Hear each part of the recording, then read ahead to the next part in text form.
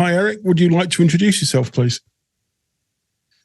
Yeah, this is Eric from Spankthenun. We're an electro industrial band, kind of dabbles in all sorts of stuff. Like one of our recent singles, This Is Not a Drill. We actually collaborated with a hip hop producer and, trying to get all sorts of vibes across the genres. So while we love industrial and dark music, it's where we're rooted, but the other stuff that we like with other music, we like to bring that in. And so we've been working pretty hard at putting together a new album. We've been putting out a single every single month since November. We're on single number 7. We just released Chrome, has remixes from X-Ties, which a lot of people love their music, especially in the clubs. And then we got Gutenberg or Soichi Sakurai from Japan, who doesn't really do a lot of stuff outside Japan. We got him. He's a noise artist out there, fantastic DJ. We worked with once last year on a streaming show. He did a remix. And then up and coming new band, Science Fiction. We have them doing a remix on there. And then we have videos coming out. And so we've been working pretty hard. We got another single coming out next month. It's going to be a surprise artist on there. It's a big name, kind of crossover, more of the EDM world. And then we have 2 more singles after that. We'll be at the 10th single. Then we'll release the album around August in the end of the summer. And we're already queuing up stuff for after that. It just seems like we have too much stuff. Got to get something out there constantly. And that's the Bunker Tapes 3. Yep, volume 3. Yeah. So we're doing Bunker Tapes volume 3, kind of wraps up the trilogy that we planned. Kind of the idea behind the trilogy of the Bunker Tapes was started at the beginning of the pandemic in 2020. And he said, okay, what if this all ends? We're always singing about the apocalypse and impending doom. And in 2020, it happened for real. And it's like, okay, now what do we do? What's the new spin on this when it's real?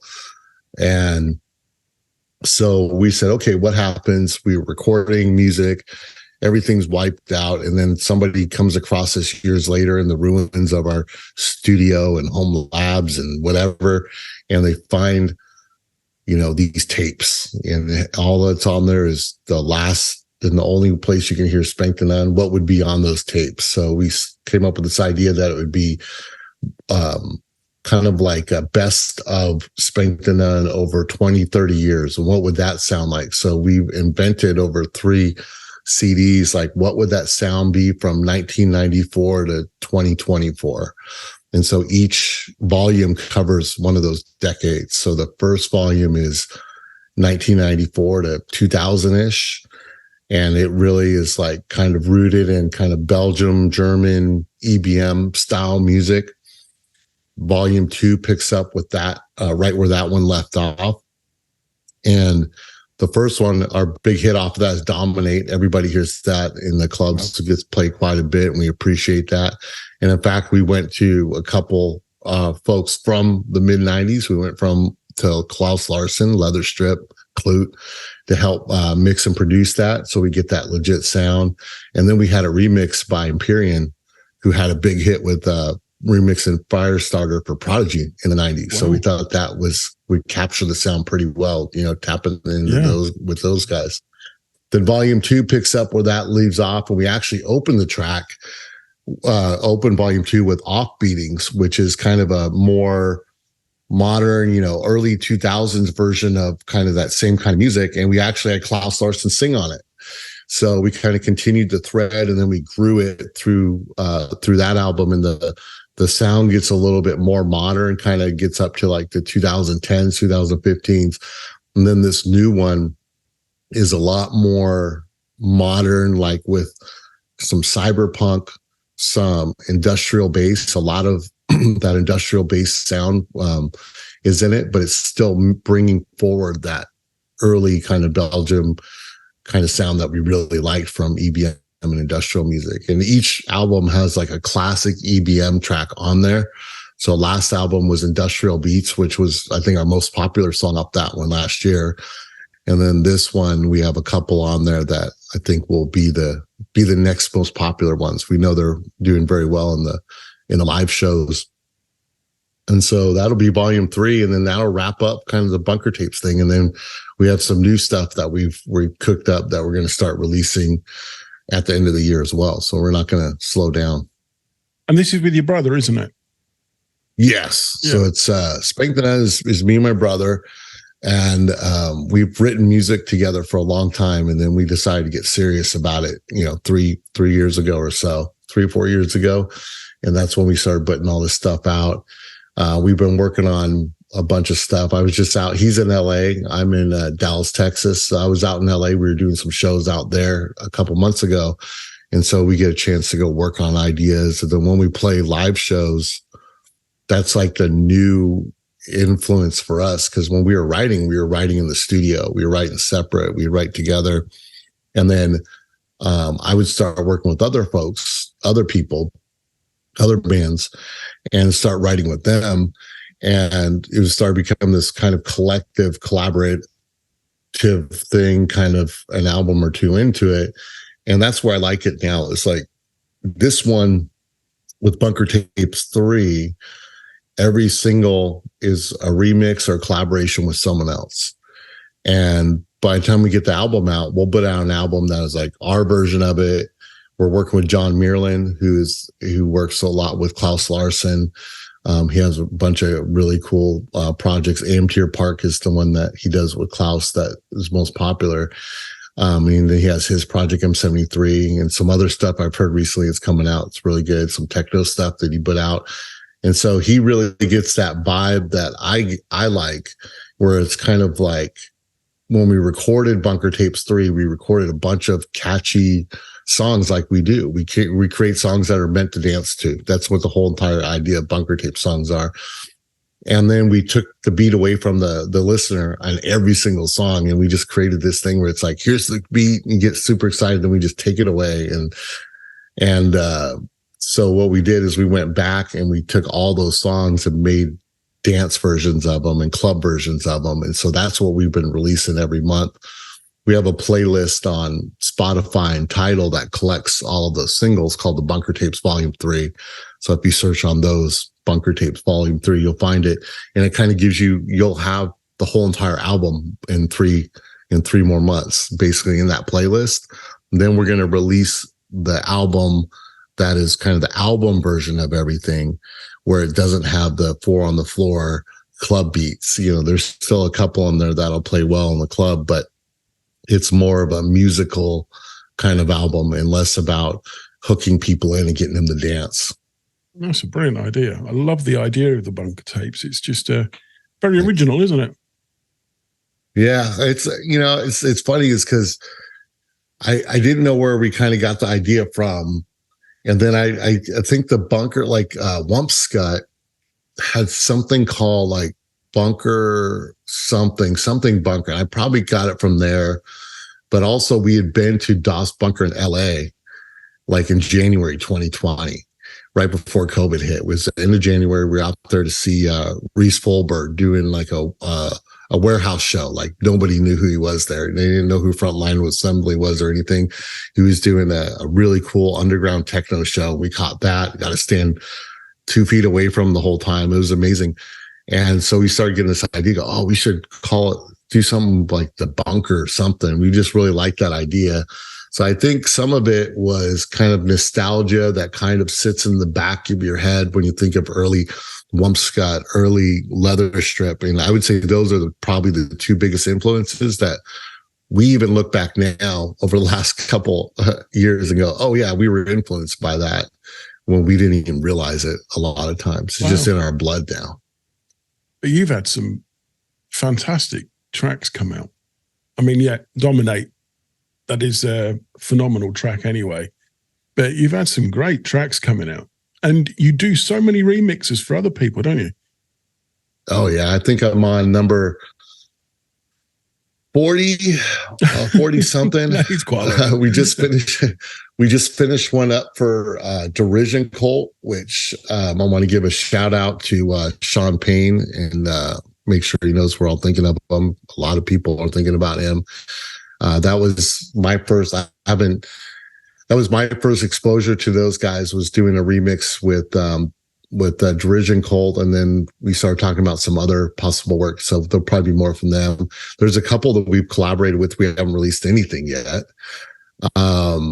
and we're just constantly looking. I'm constantly looking for ways to just collaborate and kind of learn through the experience of working with other people. My general thing is I want a hook. I want it to be memorable, and I want people to be able to, DJs to be able to play it. That's where I start from on almost every song. And other people, they're like, that's the hardest part for me. Let's just, you do that part and I'll do the other part, So it's always good finding kind of where that collaboration can happen. We collaborated with White Noise TV on a cover of Sea of Sin from Depeche Mode, and we released that on Christmas, and that was a fun experience because I had an idea, they had an idea, they big fans of Depeche Mode, same here, and I wanted to do a song that nobody else had covered and that we really liked.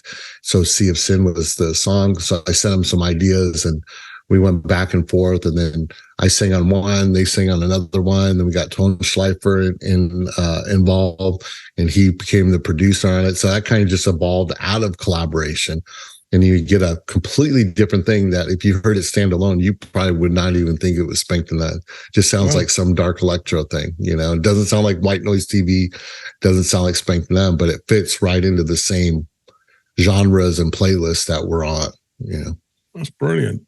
But I get sent a lot of music, and it's when I see the people who've done the remixes on an EP or something, and you think Spankthenun, that's going to be my favorite. And it's not because I'm talking to you right now. It's because I do love your music, and it's always got that absolute catching beat to it that just literally pulls you in, and you can't get out of that. It's just there, and it's just such a great beat you put into the music.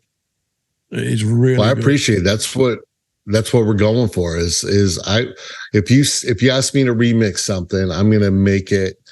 So my number one goal is to give you something that will get played in places that your song may not normally get played. So often it's not an electronic kind of dance floor beat, or it's not. So I'm usually trying to go, okay, how were the DJs I usually get played by, how would they attack this when they see our name on it? And that artist, a lot of times those DJs saying, yeah, I've never played anything from this artist before. And it's not because there's anything wrong with the artist. It's just that their songs aren't made for those type of playlists and those and the club crowd or whatever it is. Yeah. Wow. But it's working. Whatever you're doing, it's working. And did you say you're doing live shows now? Yeah, we just did a live show a couple weeks ago with Suicide Commando in Dallas, which was amazing. Yeah, and it was fantastic being on stage with them, being in front of their fans, and man, we got a lot of new fans from it. It was great. But hanging out with them, talking to them, learning from them was phenomenal. But I think the biggest compliment or the biggest excitement from the show was when they complimented us on, wow, you guys are so professional. You're so efficient. You know how to get on and off stage. You got your equipment is all labeled and organized and then the sound they really were impressed with the sound. So when you got, legendary guys that have been around for a long time and seen everything, and they're out there getting into the music, then you're like, okay, now I've really done something, and it feels great. And then you see the young folks in the front, and you see the legends in the back, and you kind of see the rest of the crowd, and you're like, now we've done something, or we got something here. We got to keep doing this. Wow, that's brilliant. I mean, that's an icon, isn't it, to be on stage with? Oh yeah, it's unbelievable. And hopefully we're on stage with more icons. We got to open for Christian Death like a year and a half ago, which was phenomenal.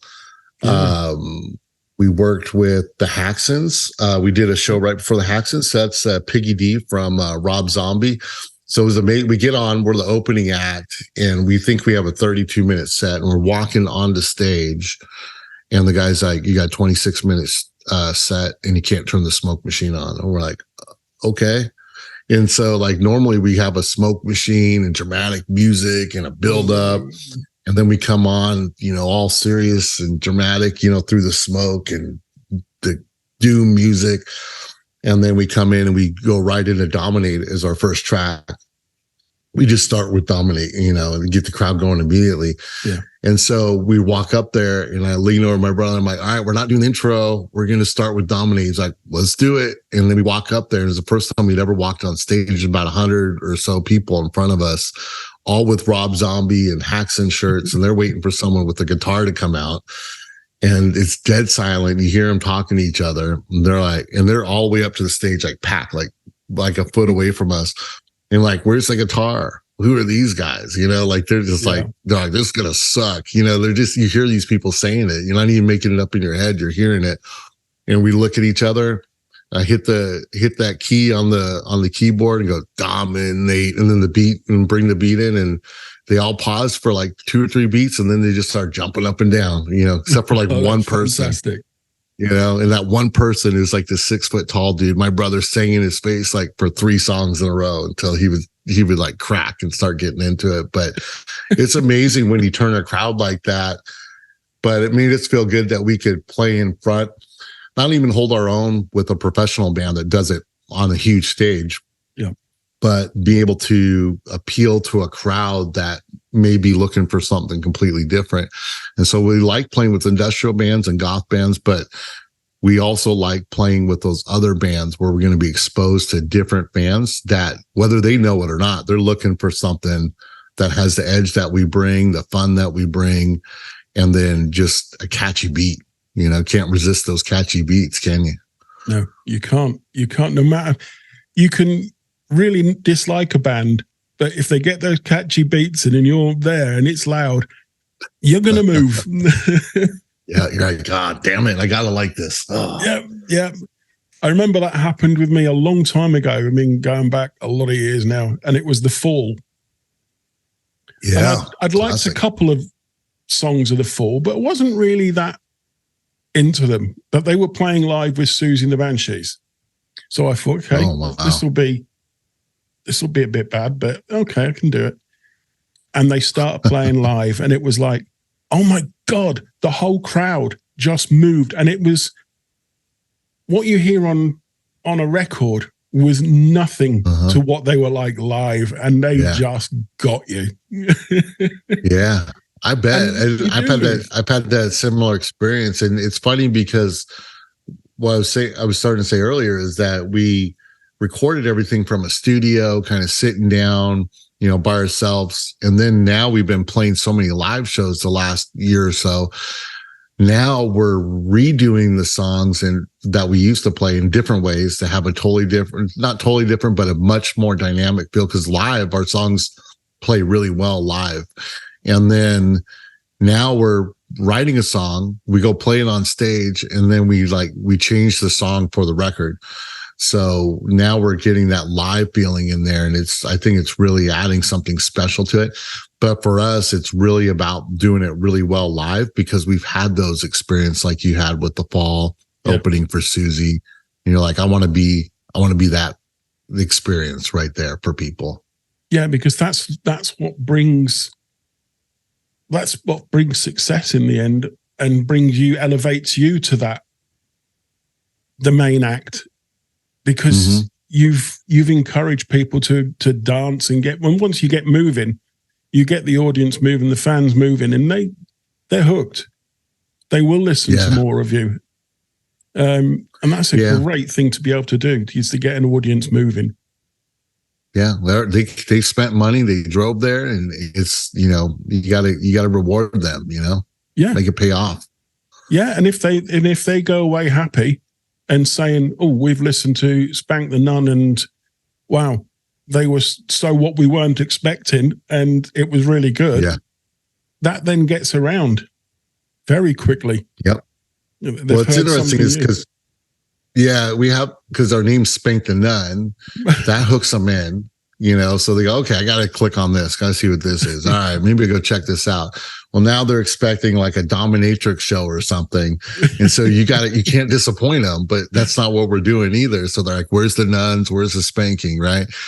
And so you got to get over that expectation and then deliver something even better to them, you know, and then sometimes bring in a little bit of that. Maybe there'll be a dancer on stage from time to time, but we don't want to be locked into that, because originally we were doing some shows and we're like, oh, we'll have someone dress up as a nun in like bondage outfit and then, you know, put people on leashes and stuff. And that was fun. Love doing that. But we realized very quickly that will become what we have to do forever. Yeah. And so we stopped doing it on every single show. We, you know, like even wearing the cowboy hat every time, I'm going to have to do that forever. You know, it's like we're conscious of that stuff. And so we, like, even the last show we did, I think it was a suicide show. I had an army case, and I had the hat in there, and I made a big deal about putting the hat on. And people that have seen us before thought it was great. All the new people are like, I don't know what's going on, but we were dancing.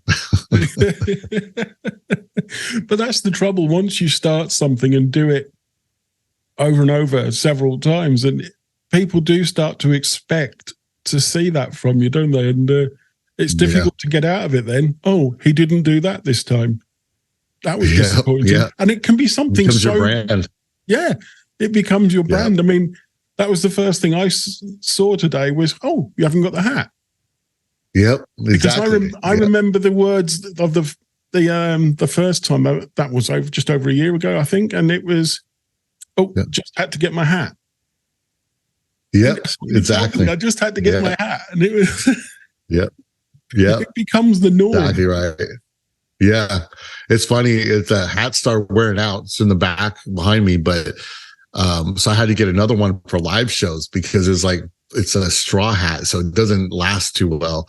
But so I got one that's like super heavy industrial. It's a lot heavier on my head, so I get tired of wearing it after a couple hours. Yeah. But so it's like I knew that was going to be part of it, and it's a fun thing to do. And every once in a while I'll start a show, the first song or two without it, and then kind of put it on and people are like, oh, there we go. You know, kind of, it's a thing now, you know? And I know exactly what you mean because, up in that corner, you can see he looks a bit like a purge killer back in the distance there. That's my hat. And it is heavy. They are heavy duty and they really are quite heavy on your head after a while. But he's got Andrew Eldridge probably had to wear one of those for 20 years, right? Exactly. And I suppose as his eyesight failed, he's still wearing his dark glasses because he has to. Right. Yeah. Yeah, because he does. You get committed. Yeah, he got committed to it, didn't he? And probably Wayne Hussey as well, I think. Yeah, he probably got it from Wayne Hussey, like everything else, according to some people. So yeah, they're in their rift between each other. Yeah, good stuff. Hopefully, we'll have rifts with people. That means we've made it. That's it. That's what you need. Just that one or two, just to bring the publicity up a little bit. That's right. So, what's next for you guys? Yeah, so we're going to continue. So we just put out the 7th single. We're going to put out 3 more singles. We haven't announced the remixers on there yet. Basically, the way we're doing it is on social, we put out a single song, just one song. It's always going to be a remix. And then on Bandcamp, we put out 3, 4, 5 versions or maybe a B-side song. So we're going to keep doing that for the next 3 months. And then we're going to next week, we're actually going to release a video for the X-Ties remix of Chrome. So X-Ties is very into AI. He did a song about AI that ChatGPT, like he used ChatGPT to write his song, and he used a couple other tools to write the music and stuff. And so we thought it'd be appropriate for that remix to do it with AI. So we took our normal Chrome video that we released last week on Regen Mag online, and we're doing the AI version of that and taking it kind of the next level where AI video can go. I just sent a rough edit to Raph from X-Ties last night. He gave it a thumbs up, so I'm feeling pretty good about it. I got 1 or 2 more changes to make for it. Yeah. But it's also cutting edge, so hopefully it'll get people's attention just because it's AI video. So we're going to continue to release those singles. Then we're going to put out the album probably August for Bunker Tapes 3. Then we have a couple other things that we're working on. So Subgoth TV is launching a channel on Hulu and a couple other platforms in July. And so we've already recorded some shows for that. So they're doing kind of like a behind the music style one. They're doing a live show one. So we recorded a very high fidelity, high quality version of one of our shows, like a 30-minute version of one of our shows, live shows. Really? So we're supposed to see the rough edit of that pretty soon, hopefully this weekend. So Subgoth TV, we're doing the very first show where it's live music, interviews, talking to fans. We went to LA, recorded that a few months ago. We're going to do another show. We're going to Phoenix to record in a big stage, big high-tech stage setup that I got a lot of work to do on the visuals for it. So we do a lot of visuals in our live show, but not a lot of venues don't have a great setup for visuals. Like the show we did with Suicide Commando, we had this giant LED screen behind us. So their visuals and our visuals look amazing. So it was a smaller crowd for them, but they were so excited by how it looked, just because you have this big screen. A lot of times you don't have that. So we're filming something in a studio that's like 100-foot screen or something like that wraps around us, kind of like the volume or whatever they call those things now. And so we're working on some of that stuff. We're working on a number of collabs. I can't say who it's with yet. And then more remixes. We got a couple more remixes. I was just working on one this morning for a big name that everybody has, but I can't say who it is because if I submit it to them and it puts pressure on them to have to release it or something, So not everything I do turns to gold. So I look back on some of the remixes and go, I wish I could take that one back. I like most of them, but I'm my own critic. Well, sometimes that's the worst critic as well, isn't it? Because you're more harsh on yourself. Yeah, hopefully. Yeah, I'd say the big thing that we want to do that we're not doing now is we want to get on some of these festival shows. So I haven't really spent the time, building those relationships and figuring out. We have a big crowd, we have a big fan base in the USA, but our biggest, most concentrated fan bases are in Germany, the UK, and Mexico, Argentina, even Ukraine. I mean, like a quarter of our listeners come from Ukraine. It'd be amazing to do something over there for those guys. So we need to get over, play some festivals, play some dates in those countries. So I'm hoping we get to do that towards the end of the year, maybe next year. But we got to plan all that and figure it out. But we'll see how it goes. There's been some amazing bands coming out of Mexico, isn't there? Mexico has some of the most phenomenal music. We've done a live streaming show the last 3 years on 242 Day on February 24th.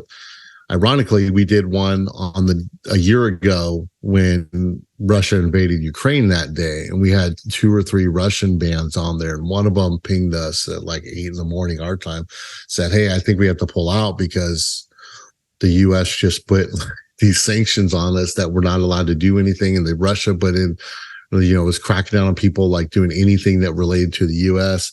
And then one of them's like, "Fuck it, we're going to play anyway." It's like, So then the war broke out in the middle of our show, and it was crazy. But we usually focus mostly on South America. A lot of incredible EBM, like raw punk EBM, kind of that original vibe is really coming out of Mexico. We've done quite a few remixes with a number of those bands, and we hope to do some more. But when I hear something, I'm not surprised when I get into it, and I'm like, yeah, that sounds like, it's just the energy. It's not even necessarily the style or the production. It's just that energy that they put into it. It just feels like they're tapping into it for the first time, even though it was something that came out of, Germany or Belgium or Denmark, decades earlier. I mean, there's Eggvan. Yeah. Is it Hochiko? Oh yeah, we talked to them recently. We're hoping to get a remix from them, but we haven't got a commitment yet. There is some real great music coming from there. Real great music. Well, I were in, yeah, for that. Ironically, we were supposed to play a show with them. We were going to open a show with them like a year ago in Dallas, and then they had to back out for different reasons. Wow. That's a bit disappointing. Yeah, it was. Yeah, definitely. So do you think AI is going to creep into your music more at some point as it develops right now? More? Yeah, right now we're intentionally looking at it. So it'll be interesting to see how it's more unintentional, right? Where it becomes kind of the workflow or part of the tool set that's just a normal everyday part tool set. So when we record our music, we're recording in a DAW, a piece of software that's on a computer. And we don't use a lot of outboard hardware and stuff. We try to recreate it all for live shows on hardware. But when we're writing and recording, we're doing it in this digital environment. And when people start talking about AI and they're like, oh, we got this tool to write this and write that. Luckily, this music is not super popular and easily reproducible from an AI. You can get a pop song like that from an AI, no problem. Yeah. So I don't need to spend the time on writing a pop song. If I really wanted one as a joke, I'm like, I'll go use AI maybe and give me a head start because I don't want to even learn those chord structures. No. And I don't need to know them. But I think it's going to have a hard time reproducing kind of this dark genre of music. But that being said, we do use AI already, and we've been using it for a couple of years, and I didn't really realize it till I think it was talking with Raph from Xdies and a couple other folks. I'm like, oh wait, that I use FL Studio. FL Studio, we use some mastering and some EQ software from Isotope, and they already had AI in there a year or 2 years ago. And so they're reading your song, they're listening to the sound, they're balancing it, they're doing all this, they're learning. I wish it was more, because I wish it would learn more and more and go, hey, you got these 3 or 4 other songs and you could feed those in as references. That's where I see it going. And then it could help make suggestions around the mix or fix the mix for you. It's getting there. And I see AI being super helpful in that way, in a good way, where it's not really doing the work for you, but it's enhancing it, making it better. And then through Photoshop, there's been AI in there for a while, like removing the backgrounds. That's right, yeah. And a lot of the edits. And now they have the neural filters up front where you can do a lot of the work. So I use it for zooming. We're using Midjourney for a lot of artwork. Yeah. So we'll put the artwork in there. We'll get like something we like. We get that image we like from Midjourney, but it's not high enough quality. And there's always something that we don't like about it to just put it out. So then we'll bring it into Photoshop, make 20, 30 different versions of it, maybe in Midjourney, or maybe take that into another program, an AI program, make some other versions. Then we'll start piecing it together and edit the things that we like and don't like. Then we start using the features in Photoshop that are AI to start enhancing it or filling in blank spots. And it allows the creativity to happen so much faster, where it's like, it's part of that instant gratification probably is going to beat us up in the long run, but it feels like we can get to a great product much more efficiently while we're in the zone, while we're motivated, while we're doing the things. So when I get a remix, like we got a remix coming from Bixley, who's someone I've wanted to work with for a while, coming, like he sent me a kind of a tester track. Immediately I want to go start making the artwork for it. And those tools allow it to get there instead of having to dedicate 24, 48 hours over a week to go do that stuff. So I see a place for it for sure to make things better. I don't really see it replacing the stuff we do. I can see it replacing top 40 pop stuff, just candy, whatever. You could probably do commercials, effectively in the next year or two without people having to have a whole production crew, I'm sure.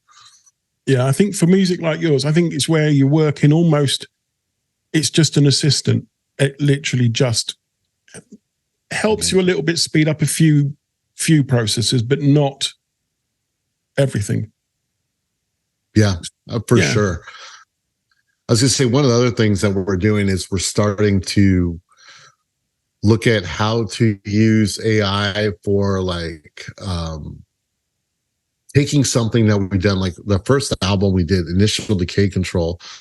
The artist for that cover, he does a lot of Magic the Gathering and Warhammer and a lot of classic stuff that we see on the covers and stuff. We got him before he was famous, luckily. And we got him to do this really cool cyberpunk thing. He does more fantasy normally. And so it doesn't stand out as his art, but it's really got the quality and the detail that he put in. And he had fun doing it because it was kind of outside of his genre a little bit. It's more sci-fi than he normally does. And so we got this great piece. And so I went back a month ago, and we're going to release a new version of that album at some point, probably next year in 2024. Call it Initial Decay Control 2.0. Very creative. Maybe ChatGPT give you a better name. But I took that artwork and I put it in Midjourney. I put it in a couple other tools, and I started texting and just started writing about it and talking about it and interpreting what I saw, how to describe it. And we started creating new versions of it through AI. And some versions came out very close to it. And of course, we were training the AI on the image.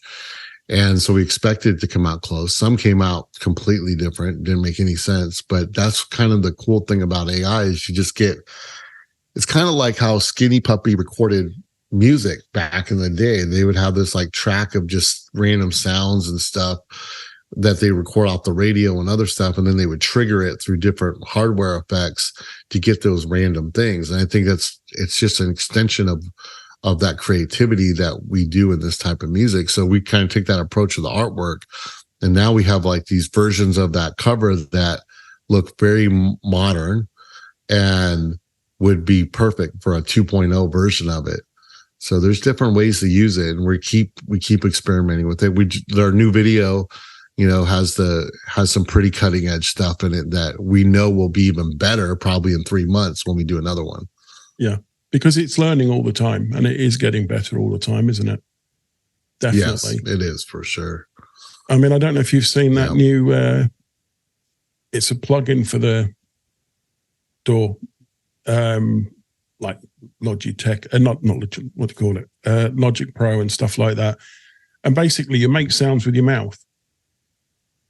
Oh yeah. I've seen something like that. Turns it into whatever you've, like the drums or the synths. And it's just like, what the hell? Yeah, there's been hardware, but there's that learning curve, and you have to be good at it, right? And like Beardy Man, I don't know if he's still doing stuff, but I remember seeing him a few years ago when he's in the kind of DJ EDM circles, and he would do that through hardware, and he could make entire songs that sounded like your favorite song from 1995, all with his voice and manipulating the hardware pretty quickly. And so I'm not surprised. I do like that stuff. I mean, it's not that much different than what all of us do in this genre and probably other genres, is we have a whole library of sounds and ideas and things that we created, that we've collected, things that we bought collections of, kick drums, snares, sound effects, bass line, whatever. And we're using that as inspiration. I think it's another way to get inspiration in a different way when the other avenue's not working. It's like what's his name? David Lynch talks about writer's block, and he's like, what do you mean? Why do you have writer's block? It's not even a real thing. And he said the secret to not having writer's block is just put yourself in a place where you have different ways to be creative. So if one's not working, you switch to the other one. And that's kind of why we do remixes too. There may be a couple of weeks when I'm just not into writing a new song, or I may write like this Bunker Tapes 3. We wrote 4 songs in like 2 days. And then, the other ones took a little longer. And then I remember one day, John Maryland's like, he's like, I think you need one more song. We were talking about if we need one more song. And then I sent it to him like 4 hours later. He's like, well, is that an old one? I'm like, no, we just wrote it. It's like, but sometimes like Dominate was not supposed to be a real song. It was just like an exercise on how to write a song. Industrial Beats was like 2 a.m. It was just an idea. Woke up, just went to the studio, captured it, went to sleep an hour later, listened to it again 2 days later when I forgot about it. I'm like, whoa. And it was already vocals and everything recorded. It was just a matter of mixing and producing it. So I think it's another way to have a tool that can help keep you be creative when other streams aren't working. Yeah, that's a good idea. You must be busy all the time because you do so many remixes plus your own. Must be crazy. Sometimes busy. You get underwater. Yeah. Yeah, I can imagine. And it's, what happens a lot is I'll be releasing a single, and it's especially harder when it's once a month. So we've written almost every song for the Bunker Tapes last January, December 21. So the song has been written for a long time. So imagine how much time has gone by. We've already written enough stuff for a whole nother album, and we've started a bunch of ideas. So it's probably like 20 tracks that now are ready for us to go start focusing on for something new. But sometimes right before, it's 2 or 3 weeks before the single's coming out, I'm like, I need to do one more remix, and I just get that bug.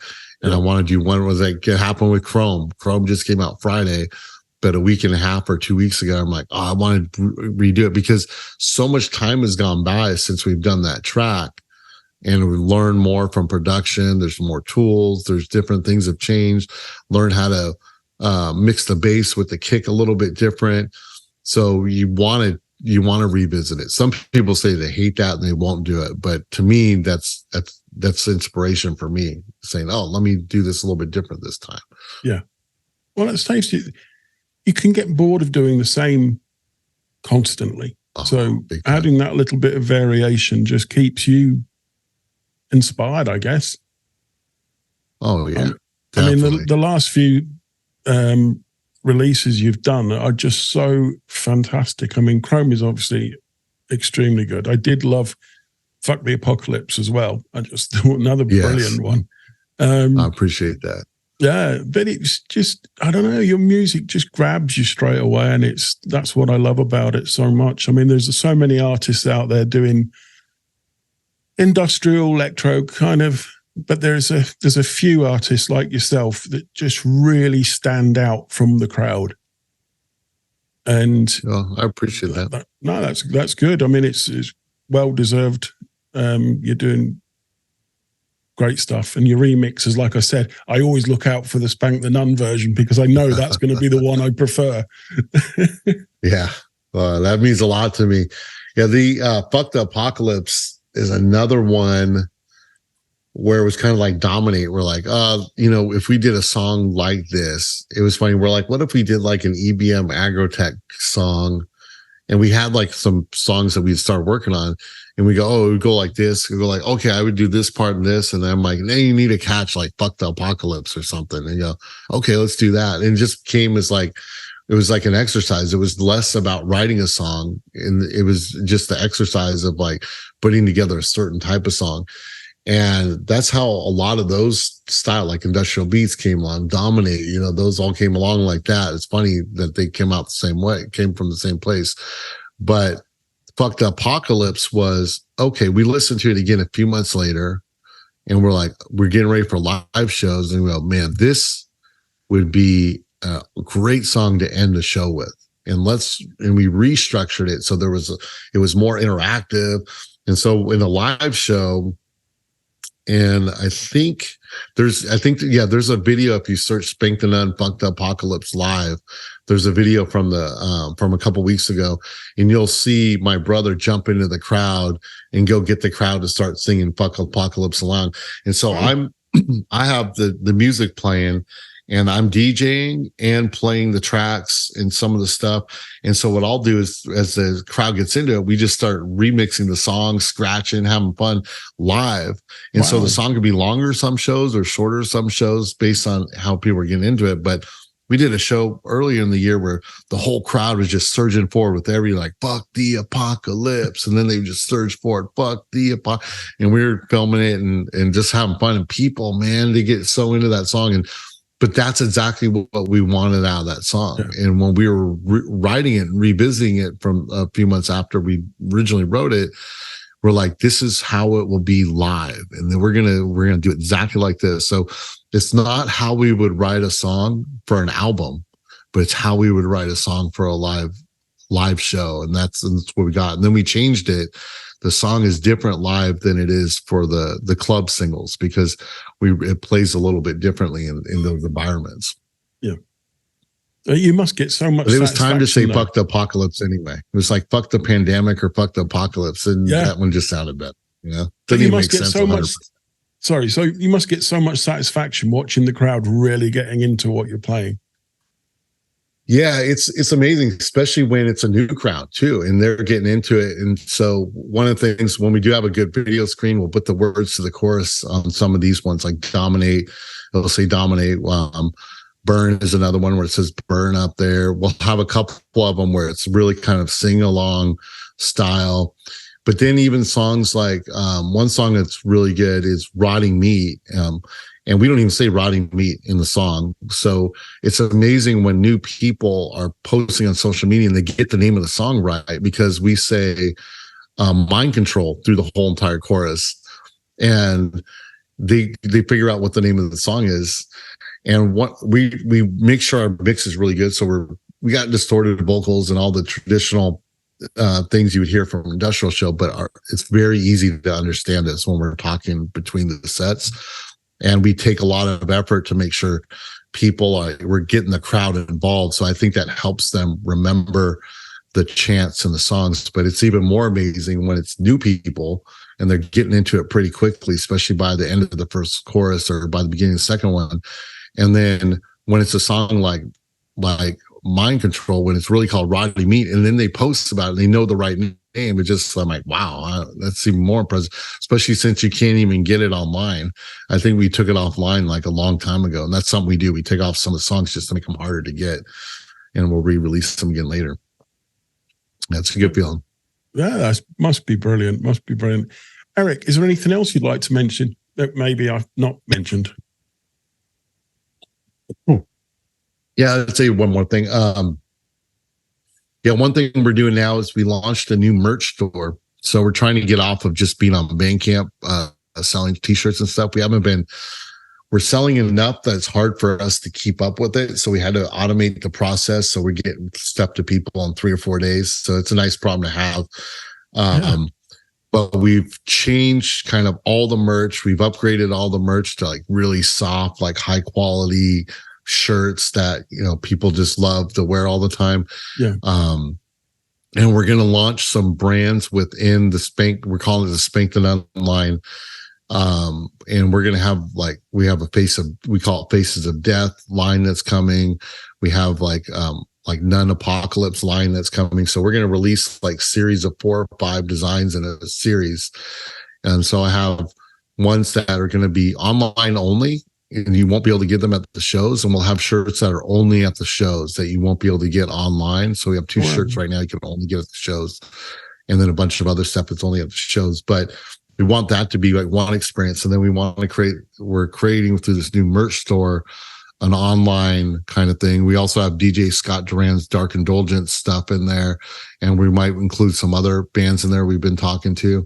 But it's really creating kind of like this brand kind of so artists can have kind of a channel to get their brand out there through the year, not just every time there's a release, because there's a long break between releases for most artists, and it's hard to tie everything to that one little burst. But to me, it's like I wanted just to make a whole bunch of shirts that I would wear that are pretty cool. So be looking for that. We're going to have that coming out pretty soon. And we're trying to do some cool merch. We're testing a lot of the merch. So we're not going to sell anybody anything that we haven't got tested and like. There's a couple of things we really wanted to put out there that we just haven't got good quality versions of it. So we won't put it out there. But expect to see a bunch of cool shirts. So we did a shirt for Chrome. That single, we're going to do a couple shirts for other ones. And we just want to make sure people have some cool stuff to wear that they like. Yeah, that's a great idea as well. You do come out. Don't you want a great shirt that ideas. says Spankthenun on it? I mean, that's classic by itself. It is, isn't it? Just the name itself. It just stick that on a t-shirt. You're on a winner. Yep, exactly. I mean, we get a big one just says Spankthenun on the back. That's it. And we also did a special shirt that's just for our fans that wear 3XL to 5XL too. So one thing we've talked to a lot of fans, and they'd say, you know, we're like an afterthought. They design the shirt for a medium or large, and then they scale the shirt up, and then arts that get smaller and smaller. So we made like a logo shirt that is only for 3X, 4X, and 5X. And you can't even get that in 2X or less.